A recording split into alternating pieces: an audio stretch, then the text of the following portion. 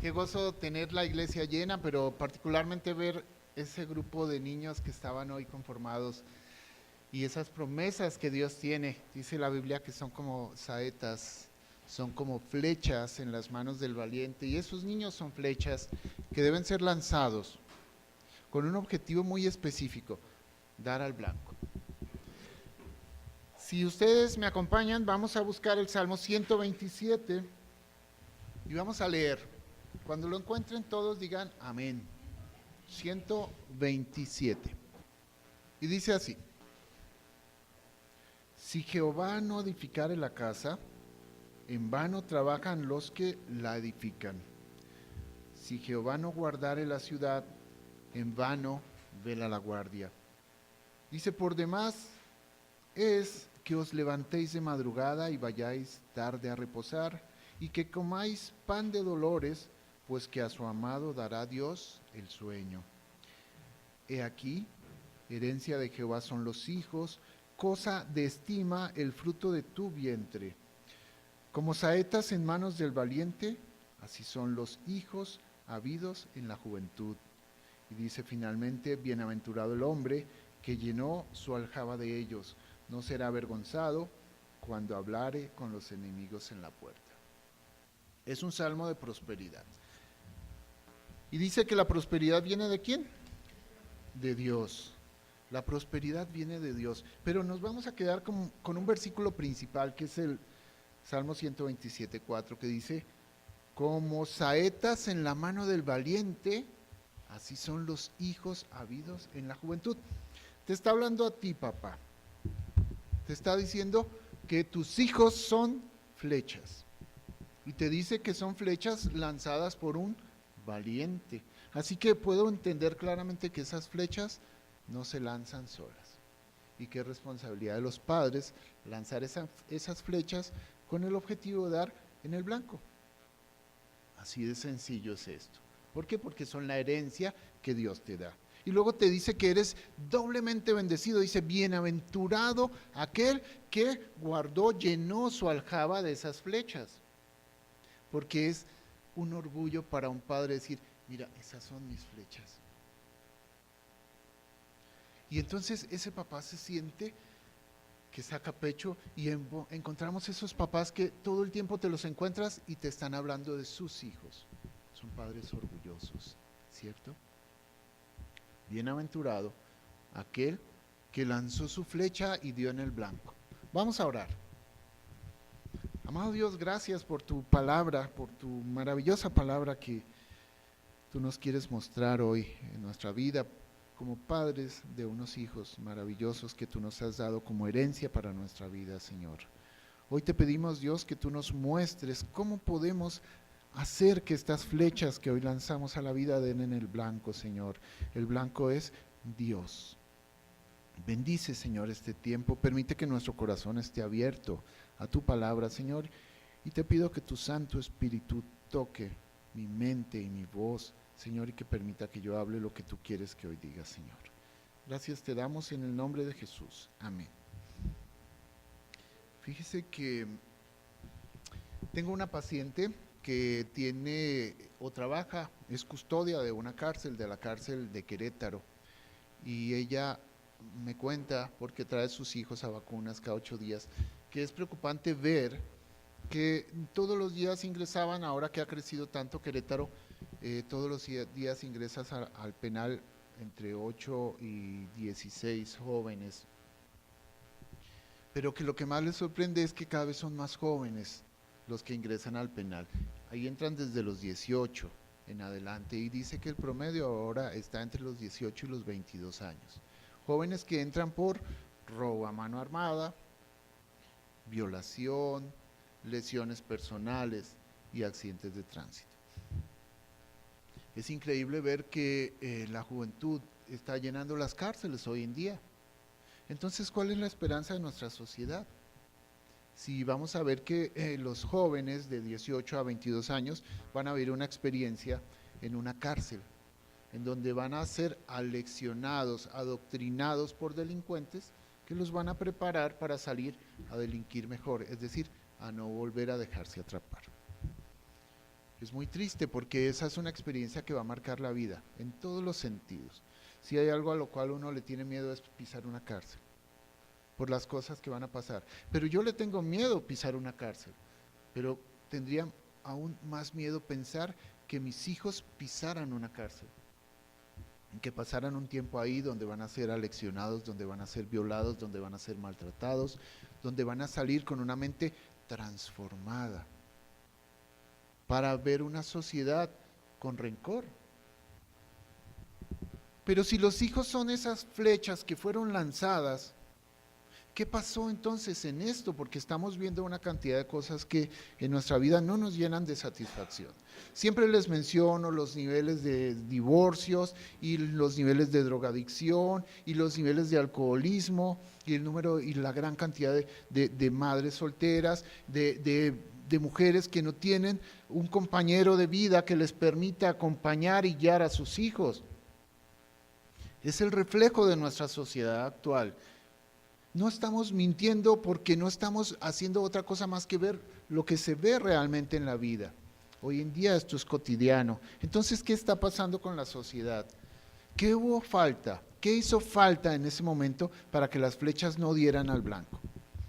Pues es muy probable que no hubo quien lanzara esas flechas. Las lanzó el mundo. Es muy probable que no hubo un padre o una madre que diera la orientación y la dirección correcta a esas flechas. Por lo tanto, no dieron al blanco. Y entonces nosotros vamos a querer entender a través de este estudio, porque yo soy papá. Y mire, yo les voy a decir una cosa. La predicación anterior mencionaba algo así, que el pasado ya fue perdonado. Y ese es el punto que quiero dejar, no más allá de polémicas personales o complicaciones doctrinales. El pasado fue perdonado, mi pasado está perdonado. Ahora yo tengo un presente que vivir y mi presente está guardado y protegido por Dios si es que yo involucro a Dios en mi vida. Así que, por ejemplo, yo como hijo que tuve una madre excelente, Dios me permitió tener una excelente madre, pero tuve un padre como muchos padres. No voy a pensar que mi padre fue diferente o ha sido diferente, pero ha sido un padre ausente. Mi madre fue abandonada por mi padre cuando yo tenía 5 años. Así que todo dependió de la educación que me dejó mi madre. Y yo he visto ocasionalmente a mi padre, sin embargo, yo no puedo pensar que yo tenga que vivir en el pasado y tomar la decisión de ser como él, vivir como él, actuar como él. Al contrario, es algo que tengo yo que marcar como una diferencia. Mi relación con mi padre es una buena relación el día de hoy. Nosotros hemos hablado, yo he pedido perdón por mi corazón hacia él y mi actitud hacia él, y él me ha pedido perdón porque me dejó, porque me abandonó. Pero ese pasado ya no marca mi presente, porque mi presente es uno distinto. Yo he decidido que mi familia siempre va a tener un papá. Y eso es lo que inculca uno en el corazón de los hijos, un padre fuerte, una guía espiritual que lleve sus hijos y que los dispare con tal puntería que den al centro de la voluntad de Dios. Pero si hoy veo estos chicos, estos jovencitos que hoy vienen acá y vemos esta pequeña generación que se forma, yo quiero que entendamos hoy el presente de estos padres. Y estos padres tienen que ser padres que guíen a sus hijos para la formación de principios y valores que los lleven a tener una vida exitosa y que al final diga, bienaventurado el varón que llenó su aljaba con esas flechas, porque nunca será avergonzado. Así que no importa lo que haya sido tu padre, importa lo que tú seas hoy como padre de esas flechas que Dios te ha dado como herencia, dice la Biblia. Herencia de Jehová son los hijos. Y veo unas flechitas por ahí caminando. Y qué bueno, porque hoy están aquí. Y las personas que hoy están aquí tienen un objetivo particular: ser formados por Dios, transformados por Dios, ser tocados por Dios, ser decorados por ese Dios que te ama y que ha tomado tu corazón y lo ha sensibilizado y le ha permitido que vengas hoy aquí a la iglesia a recibir la palabra de Dios. Así que yo voy a tratar de sacar un poco el cuadro que me interesa en el manejo de estas flechas. Y les voy a mencionar que si nuestro versículo principal es el Salmo 127 y el versículo 4 donde habla que tus hijos son flechas, yo quiero decirte que vamos a encontrar una fórmula cómo hacer que las flechas den al blanco.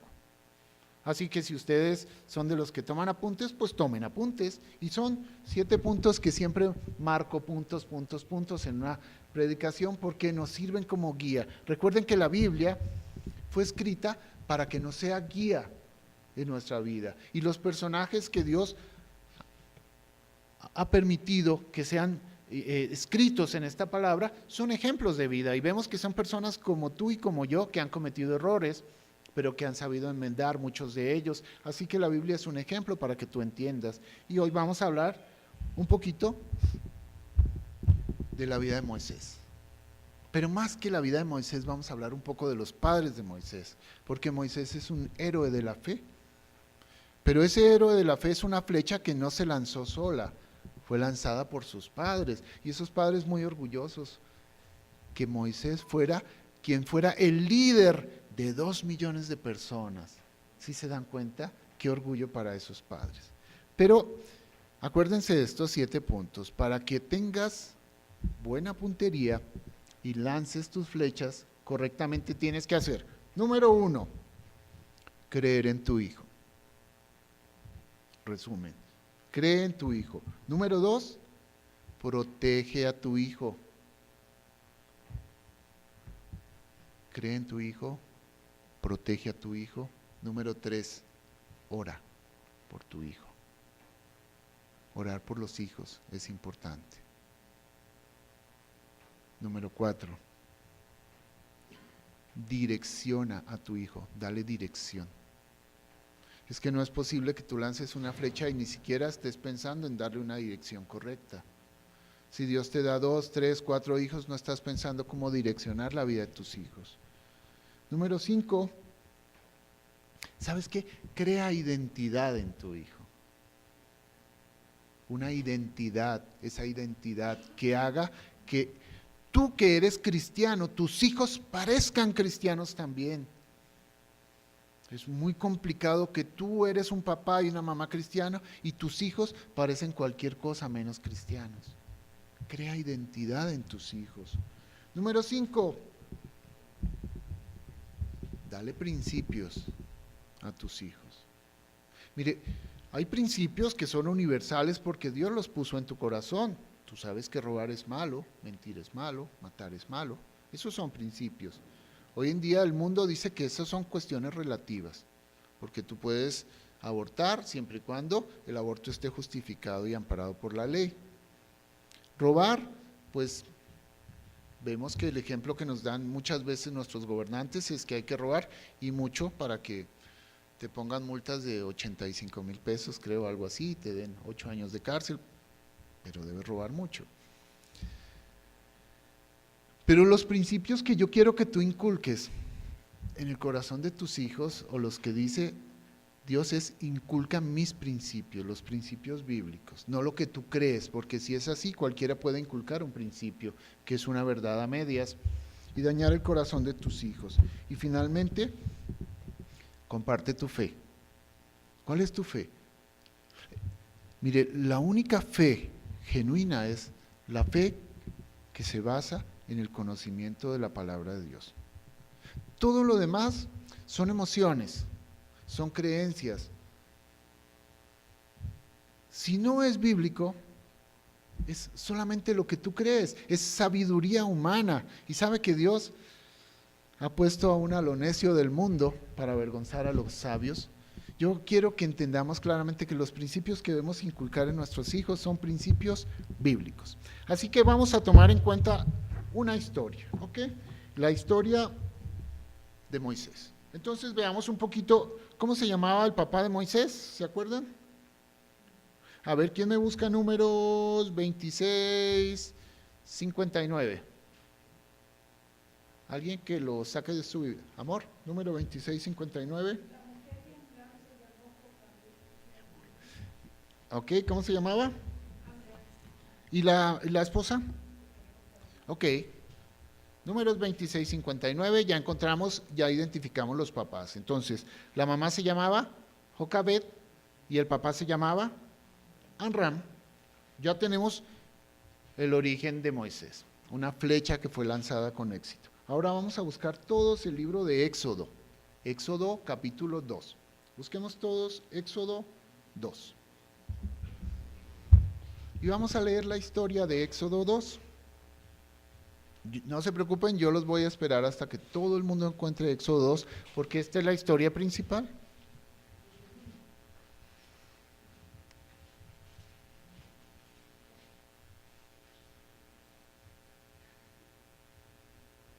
Y aquí vamos a encontrar, muchas gracias, sí, y aquí vamos a encontrar todos estos 7 principios que pusimos, que hicieron que estos papás, muchas gracias hermano, Dios le bendiga, que estos principios, que esta estrategia creada por los papás de Moisés tuviera éxito, y podemos tomar esta misma estrategia para dirigir la vida de nuestros hijos. Entonces, dice así, ¿ya todos encontraron? Un varón de la familia de Leví fue y tomó por mujer a una hija de Leví. Esto quiere decir que eran parientes, ¿no? La que concibió y dio a luz un hijo, y viéndole que era hermoso, le tuvo escondido 3 meses. ¿Por qué? ¿Por qué tiene que esconder un hijo? Si nos vamos un poquito al capítulo 1, vamos a encontrar alguna situación que llevó a que se tuviera que esconder un hijo. Dice, capítulo 1, versículo 5, dice, todas las personas que le nacieron a Jacob fueron 70. Vamos a empezar a ver que vienen los hijos de Jacob, entran a Egipto, y los hijos de Israel, entrando en Egipto, fructificaron y se multiplicaron, y fueron aumentados y fortalecidos en extremo, y se llenó de ellos la tierra. O sea que entra una familia, 70 personas, los hijos de Jacob, y se multiplican y son tan bendecidos en Egipto, que era la potencia del mundo en ese entonces, que el mismo faraón empezó a temer por la prosperidad del pueblo de Dios. Versículo 8 dice, entre tanto se levantó sobre Egipto un nuevo rey que no conocía a José, y dijo a su pueblo, he aquí que el pueblo de los hijos de Israel es mayor y más fuerte que nosotros. Versículo 15, y habló el rey de Egipto a las parteras de las hebreas. Versículo 16, y cuando asistáis a las hebreas, le dio la orden a las parteras, cuando den a luz las hebreas en sus partos, y veáis el sexo, si es un hijo, matadlo. O sea que los varones había que matarlos, ¿no? Y si es hija, entonces que viva. Vamos entendiendo por qué cuando Jocabed tuvo a Moisés, lo escondió 3 meses, porque la orden ¿cuál era en ese entonces? Matarlos, había que matarlos. Y en el versículo 22, cuando de pronto, a pesar de la orden, siguieron prosperando los hijos de las hebreas, de los hebreos, llamó a las parteras y les dijo, oiga, pero ¿qué está pasando acá? Y entonces ella les dijo que era que las mujeres hebreas eran muy fuertes y que daban a luz rápidamente y que ellas veían que era un varón, entonces los escondían, pero no era cierto. Las parteras estaban incumpliendo la orden de Faraón. De tal manera que en el versículo 22 encontramos, entonces Faraón mandó a todo su pueblo, ya no a las parteras de las hebreas, diciendo, echad al río a todo hijo que nazca y a toda hija perseverad la vida. Entonces ya vemos el entorno en el cual nació Moisés. Él era un varón, y era un varón hermoso, y su mamá y su papá decidieron guardar su vida, entonces esconde a un bebé de 3 meses. De 1 mes es fácil, de 2 meses es fácil, pero de 3 meses yo lo veo por Tiaguito, mi nieto, y ya tiene 6 meses y ya a veces no nos deja escuchar la predicación porque él también habla. Pero sobre él no hay ningún peligro. pero si el peligro y la orden es de matarlo, entonces sería complicado. Por lo tanto, tuvieron que esconder a este niño. Versículo 3. Pero no pudiendo ocultarle más tiempo, tomó una arquilla de juncos y la calafateó con asfalto y brea y colocó en ella al niño y lo puso en un carrizal a la orilla del río. Imagínense la decisión que tiene que tomar una mamá. Poner a su bebé de 3 meses en el río Nilo, lleno de cocodrilos. No es un río muy grande. Es terrible, ¿no? Y una hermana suya, ¿cómo se llamaba la hermana de Moisés? María. ¿Y el hermano? Aarón. Y una hermana suya, o sea, María, se puso a lo lejos para ver lo que acontecía. Y la hija de Faraón descendió a lavarse al río y paseándose sus doncellas por la ribera del río, vio en ella la arquilla en el carrizal y envió a una criada suya a que la tomase. Y cuando la abrió, vio al niño, y aquí que el niño lloraba, y teniendo compasión de él, dijo: de los niños de los hebreos es este. Entonces su hermana dijo a la hija de Faraón: ¿iré a llamar a una nodriza de las hebreas para que críe a este niño? Que dice: oh, qué sorpresa, andaba por aquí, pasando por acá, y ¿quieres que llame a una de las hebreas para que amamante a este niño? Y la hija de Faraón respondió: ve. Entonces la doncella llamó a la mamá del niño, o sea, a Jocabed, la cual dijo la hija de Faraón: lleva a este niño y criádmelo y yo te lo pagaré. Y la mujer tomó al niño y lo crió. Y cuando el niño creció, ella lo trajo a la hija de Faraón, la cual lo prohijó y le puso por nombre Moisés, diciendo: porque de las aguas te saqué. Entonces, en aquellos días sucedió que crecido ya Moisés, salió a sus hermanos y los vio en sus duras tareas y observó a un egipcio que golpeaba a uno de los hebreos, sus hermanos. Entonces miró a todas partes y viendo que no parecía a nadie, mató al egipcio y lo escondió en la arena. Y al día siguiente salió y vio a 2 hebreos que reñían. Entonces dijo al que maltrataba al otro: ¿por qué golpeas a tu prójimo? Y él respondió: ¿quién te ha puesto a ti por príncipe y juez sobre nosotros? ¿Piensas matarme como mataste al egipcio? Entonces Moisés tuvo miedo y dijo: ciertamente esto ha sido descubierto. Se descubrió todo. Así que nosotros vemos en esta historia de Moisés, vemos algunas situaciones que vamos a empezar a entender para que podamos lanzar esas flechas y queden al blanco. Lo primero, ¿recuerdan el primer punto? ¿Qué pasó? Jocabed, ¿qué hizo? Creyó. Vio a su hijo y vio que era especial. Se dio cuenta que su hijo era hermoso. Y se dio cuenta que cada hijo tiene un propósito. Recuerda que tu hijo tiene un propósito. Creer en su hijo es importante. Muchas veces tenemos hijos y empezamos a ver sus defectos y vemos que el hijo es una carga y que no nos deja trabajar y que nos quita tiempo y que no se está quieto y que no lo podemos dejar con nadie, y empezamos a marcar en nuestros hijos, en su carácter y en su personalidad. Más que hacerles pensar que el hijo es una bendición, le vamos a mostrar a nuestro hijo que es una carga, que es una molestia, que no puede, que es incapaz. Pero Jocabed no hizo eso. Jocabed creyó en su hijo. Creyó claramente que Dios se lo había dado como una herencia que ella tenía que administrar. Y por lo tanto, ella lo protegió, creyó en él, lo guardó y lo cuidó. Y esa flecha empieza a prepararse para que dé en su blanco. ¿Tú crees en tu hijo? ¿Tú crees que es lo máximo tu hijo? ¿Tú crees que tu hijo tiene un propósito?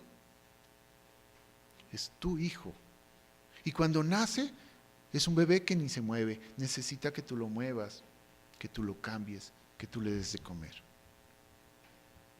Y después Si yo no lo muevo, no lo cambio, no le doy de comer, creo que es un estorbo en mi vida, en un mal momento nació, no puedo con eso. Después cuando son grandes se vuelven un estorbo y ya no sé qué hacer con ellos. Pero ¿quién lo formó? ¿Quién lo crió? Nadie creyó en él. Entonces ya es una carga que yo creé. ¿Qué hiciste con tu herencia? Cree en tu hijo. Cree que tu hijo es especial. Dios te lo dio. Es tu herencia. Punto número 2. ¿Qué hizo Jocabet? Versículo 3. ¿Qué dice? Pero no pudiendo ocultarle más tiempo, tomó una arquilla de juncos y la calafateó con asfalto y brea y colocó en ella al niño y lo puso en un carrizal a la orilla del río. Entonces, Jocabet, ¿qué hizo? Cuidó, protegió, guardó. Les voy a decir lo que hizo ella. Ella preparó una canasta, la cual cubrió con brea. ¿Para qué? ¿Para que se llenara de agua en el río? No, para que no se inundara en el río. Le dio un ambiente de seguridad a su canasta. Ella protegió a su hija. Y esto podría decir que era su hogar, ¿cierto? En el tiempo que lo mandaba al río, que iba a estar en el río. Pero no es lo que tenemos que hacer nosotros como padres con nuestros hijos. No tendríamos que crear un hogar donde el agua del mundo no ahogue a nuestros hijos. No tendríamos que crear un entorno que cuidara y protegiera a nuestros hijos. Siempre es la pregunta, ¿tú sabes dónde están tus hijos? ¿Con quién andan? ¿Cuáles son sus amigos? ¿Qué es lo que ven? ¿Qué es lo que leen? ¿En dónde se meten? El ambiente de seguridad, ¿quién lo tiene que crear? Entonces, ¿tenemos que apartarlos del mundo?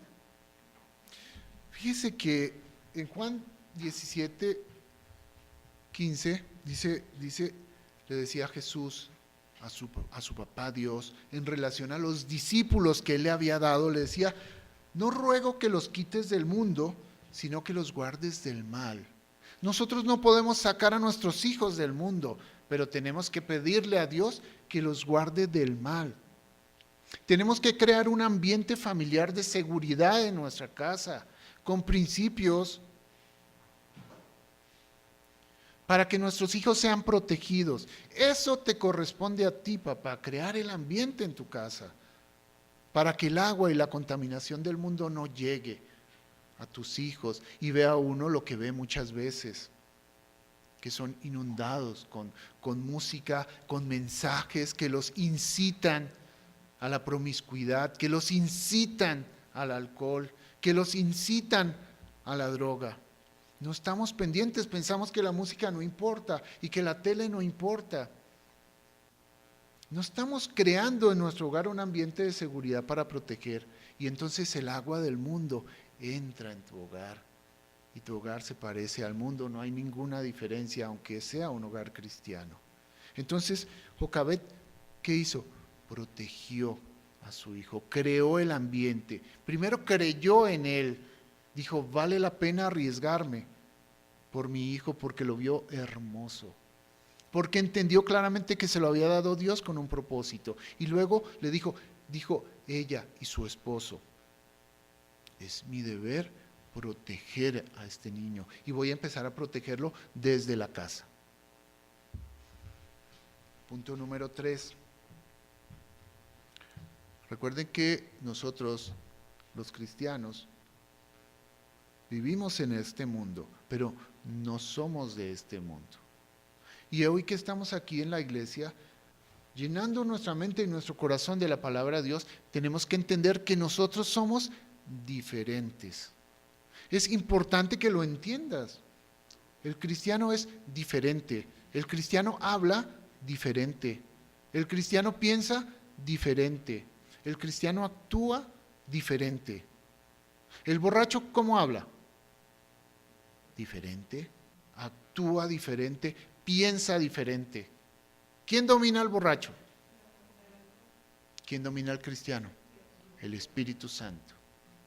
Entonces, que se vea un reflejo, que lo que vea la gente en ti sea un pequeño Cristo, un reflejo de los frutos del Espíritu Santo, no que sea un reflejo del mundo y de la carne. Punto número 3. Vamos a leer. Entonces sigamos un poquito. Dice, y entonces dice, versículo 4, y una hermana suya se puso a lo lejos para ver lo que le acontecería. Y yo me imagino a esa mamá, a esa situación que tienes un bebé de 3 meses. Imagina tu bebé de 3 meses, tu pequeño indefenso. Aunque le hayas hecho una cesta, que hayas cuidado hasta el más mínimo detalle, lo tienes que lanzar y meterlo en un río, en medio de tantos peligros. Yo les pregunto, ¿ustedes creen que Jocabet no oró? Yo estoy completamente seguro que ella oró antes de mandar a su hijo al mundo, así como tú oras cuando tu hijo sale de la casa y le pides a Dios que cuide el corazón de tu hijo, que cuide el corazón de tu hija, que bendiga los alimentos, que le cuide en su salida y en su regreso. ¿Oras por tus hijos? Ora por tus hijos. Ora por tus hijos. Entonces, ella oró por ellos, oró. Fíjate que encontramos que otra persona oraba por sus hijos, que tenía unos hijos que hacían buenas fiestas. Job. Job oraba por sus hijos. Job 1:5. A ver, ¿quién me lo encuentra? ¿Y cuántos hijos tenía Job? ¿Tenía 1? ¿2? ¿Cuántos? 10 hijos. Imagínate orar por Juanito, por Pepita, por Gonzalito, por 10 hijos. Y daba tiempo y preparaba un altar. Esto sí era Job 1:5. ¿Tu amor? Dale, Lilianita. Porque todas son mis amores, pero Liliana es mi amor. A ver.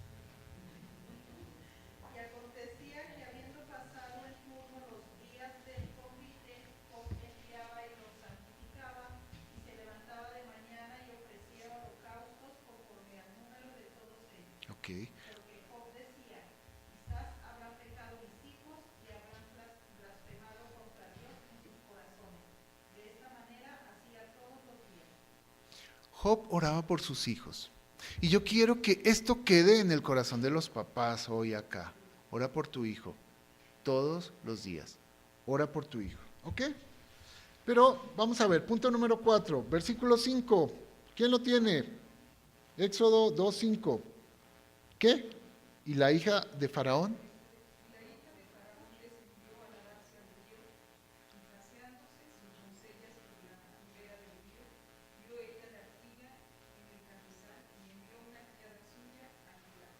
Entonces, imaginemos la imagen. Ya lo puso en la canasta, pero nada más le dio una empujada, o fue como viendo que llevara el rumbo porque ella tenía un plan. Ella tenía un plan. Así que Jocabet direccionó a su hijo. Le fue dando dirección a la barquita para que llevara a su destino. Es como cuando tú lanzas una flecha.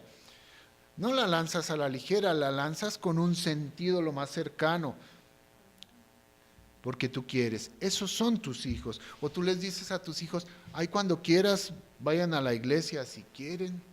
Ay, cuando quieran, oren.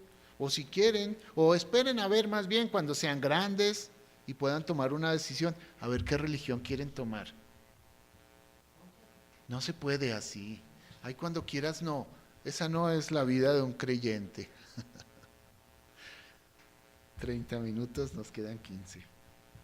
No se puede así. Fíjese que no es así. Cuando los hijos son chiquitos necesitan la dirección de un papá firme, con fortaleza, que pueda imponer reglas en su casa. Porque hoy encontramos muchas veces en los hogares que los que imponen reglas son los hijos y los papás obedecen. Yo siempre he dicho que yo vengo de la generación donde Cuando mi mamá hablaba, yo me paraba así y ella nada más me miraba y yo, mis hermanas que eran mujeres y ya saben que las mujeres son más complicadas para, bueno, mi mamá las miraba y ellas obedecían y yo también, pero esa generación se acabó. Hoy en día encontramos que los papás tienen más respeto por los hijos que los hijos por los papás. Y entonces ya los niños ya a uno no les hace nada, los deja hacer lo que sea, porque y si se enoja y se hace pataleta y se hace berrinche, entonces un niño domina a una mamá, un niño domina a un papá. Esa generación de que solamente con mirar se entendía, eso se acabó. Hoy en día los hijos mandan. ¿Es lo que Dios quiere? ¿Qué futuro le espera a un niño que domina, que no tiene dirección de sus papás, que no tiene orientación de su familia? ¿Tú crees que va a ser un hombre exitoso, que va a honrar a sus papás, que va a honrar a Dios? Pero esto empieza desde chico. Entonces nos toca buscar la dirección de Dios. Vamos a irnos rápidamente, versículo 7. Dice, bueno, ok. Versículo 5. Y la hija de Faraón descendió a lavarse al río y paseándose sus doncellas por la ribera del río, vio ella la arquilla. Esto ya lo vimos. Entonces, ahora vamos a ver. Nosotros necesitamos tener en nuestros hijos no solamente dirección, sino valores y principios. ¿Quién tiene que dirigir a los hijos? Los papás. Si nosotros buscamos un poquito en Efesios 6:4 que dice, y vosotros padres no provoquéis a ira a vuestros hijos, sino que criadlos en disciplina y amonestación del Señor. Entonces, ¿la orden es para quién? ¿Para las maestras de la escuela? ¿Para las abuelas? No, es para los papás. Criar significa nutrir, alimentar, instruir, educar. Eso le corresponde a los padres. ¿Sabe? Lo ideal es un papá que honre a Dios, una esposa que es compañera idónea en su vida. Ese es el orden de Dios. Pero hoy en día encontramos a una mamá. Bueno, pues si no está sino la mamá, que sea la mamá. Pero siempre en el temor de Dios, guiar a estos hijos. Y luego encontramos al joven Timoteo que tenía hasta una abuela. Así que también nos pide que seamos valientes en general. Así que nos toca educar y nos toca llevar la palabra. Deuteronomio 6:6 nos es claro, dice, y estas palabras que yo te mando hoy estarán sobre tu corazón. ¿Qué palabra es la que está mandando? ¿Que les hables fuerte o está haciendo referencia a la Biblia? A la Biblia. Pero ¿y si no conocemos la Biblia, qué palabra le vamos a dar a nuestros hijos?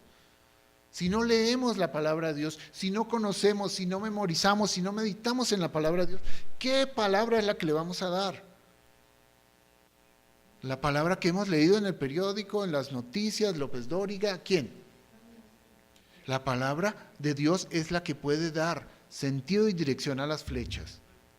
Es la necesidad que tenemos hoy de Dios en nuestra vida, pero se hace evidente cuando vemos en las Escrituras la necesidad que tenemos de tener nosotros una autoridad en nuestra vida, que es la Biblia.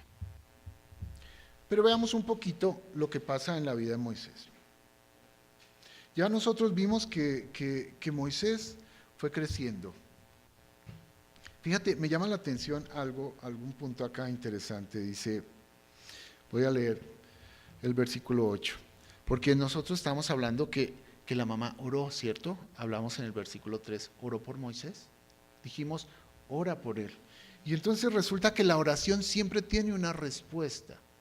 Y cuando nosotros vemos acá que la hija de Faraón vio al niño, dice en el versículo 6, y cuando la abrió, vio al niño, y aquí que el niño lloraba, y teniendo compasión de él. ¿Quién puso compasión en el corazón de la hija del Faraón? Dios. ¿En respuesta a qué? Por eso es que es tan importante la oración. Yo no sé si uno alcanza a dimensionar el poder de la oración. Hace unos días se perdió un celular de mi esposa. Y se perdió un celular de más de 5 pesos. ¿Quién va a entregar? ¿El iPhone qué? Bueno, ese. ¿Quién lo va a regresar? ¿Y sabe qué hicimos? Oramos. Y veíamos nada más que ya pagaron el celular. Y después lo empezamos a ver por el seguimiento y veíamos que iba caminando el celular. Ya iba llegando casi a la autopista. Nosotros oramos y encontramos una patrulla. Y Dios le dio sabiduría a muchas personas. Y entonces le dijimos, mire, se nos acaba de perder un celular y va por allá. Y dijo el policía, pues vamos. Una persecución en San Juan del Río, detrás de el celular iba caminando, ahí lo veíamos en mi celular que iba caminando. Y por allá empezaron a llamar. Y ya los tenemos localizados. Y vamos con la policía. Entonces ahora sí contestó. Dijo, no, sin la policía. Yo se lo entrego, pero sin la policía. ¿A usted les parece que es obra de la casualidad o simplemente de la tecnología o el poder de la mente? Es la obra de Dios como respuesta a una oración. Aprenda a orar, aprenda a depender de Dios y Dios le va a mostrar una cosa que usted ni se imagina en su vida. Milagros. Yo creo en la oración y sé que Dios es poderoso. Así que vamos a ver. ¿Qué pasa con este niño? ¿Ya creció?